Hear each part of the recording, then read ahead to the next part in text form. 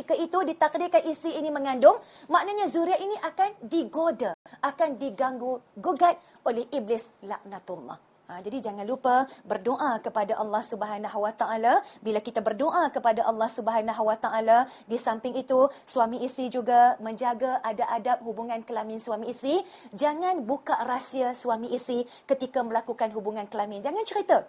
Walaupun baru mendirikan rumah tangga, kawan-kawan bertanya bagaimana pengantin baru, ya. Jangan buka rahsia hubungan kelamin suami isteri, kerana Nabi SAW telah bersabda, seburuk-buruk manusia di sisi Allah Subhanahu Wa Taala di padang mahsyar nanti ialah suami dan isteri yang melakukan hubungan kelamin lalu mereka dedahkan rahsia hubungan mereka ini kepada orang lain. Jadi kita tak nak kita menjadi seburuk-buruk manusia di sisi Allah Subhanahu Wa Taala. Kita nak menjadi sebaik-baik manusia di sisi Allah Subhanahu Wa Taala. Jadi, tuan-tuan dan puan-puan, muslimin dan muslimat yang dirahmati Allah sekalian, dua amalan ini jangan kita terlepas pandang sebelum mengandung. Pertama, pemilihan jodoh yang baik, yang beriman dan bertakwa kepada Allah Subhanahu Wa Taala, dan yang keduanya, membaca doa sebelum melakukan hubungan kelamin antara suami isteri. Dan saya tinggalkan juga sepotong doa yang bagus untuk bakal suami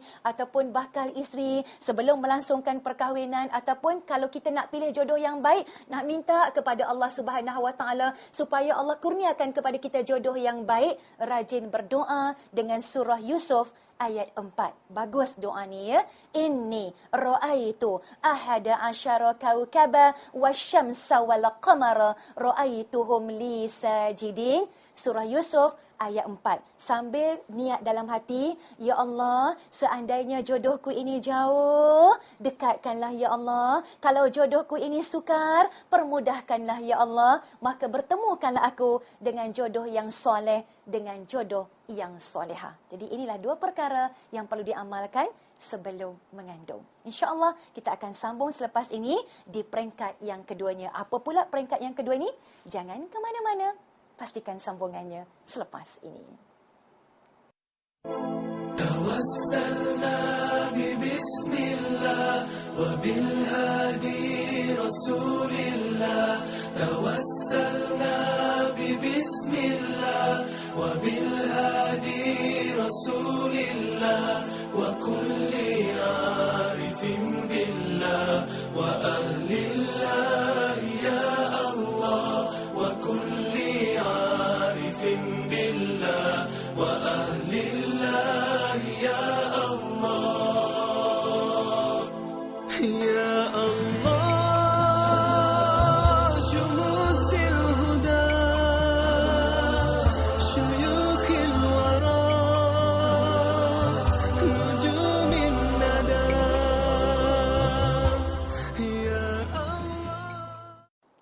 Alhamdulillah, muslimin dan muslimat yang dirahmati Allah sekalian. Kita sambung kembali dan kali ini kita akan menceritakan tentang peringkat yang kedua, amalan yang perlu dilakukan semasa mengandung. Sebenarnya, tingkah laku dan perasaan, emosi seorang ibu ketika mengandung itu rupa-rupanya mempengaruhi janin yang berada di dalam kandungan ibu. Sebab itu ada kajian daripada pakar-pakar psikologi Islam, mereka mengatakan, ibu bapa yang sering bergaduh akan melahirkan anak yang ganas dan anak yang panas baran. Jadi ibu bapa kena kawal emosi, jangan suka bergaduh. Sebab tu kadang-kadang ya mak-mak kita dulu pesan kepada anak menantu, jangan bergaduh. Anak kat dalam perut dengar, kita ketawa. Rupa-rupanya memang tepat kata mak dan ayah kita. Yang kedua, ibu bapa yang suka bersedekah. Ibu bapa yang pemurah akan melahirkan anak-anak yang mempunyai jiwa yang lembut.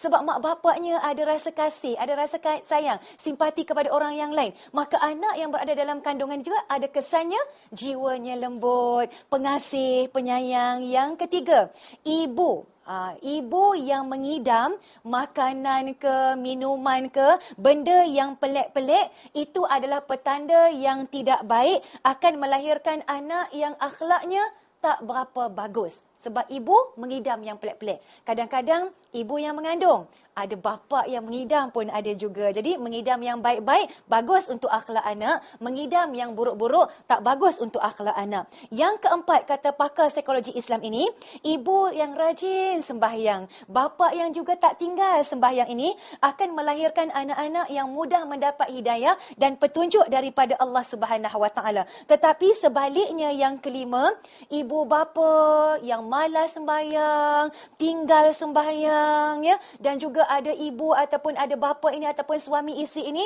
yang main kayu 3 ke kayu 4 ke, maknanya curang lah, tak setia lah, akan melahirkan anak-anak yang gemar melakukan maksiat dan perkara mungkar kepada Allah Subhanahu Wa Taala. Justru ibu dan ayah kena berhati-hati semasa anak berada dalam kandungan. Dan berhati-hati ni bukan semasa anak berada dalam kandungan saja. Kalau boleh selagi hayat di kandung badan kita, kita jagalah akhlak dan adab kita. Sebab itulah ada 15 amalan yang ingin Ustazah berikan pada kali ini.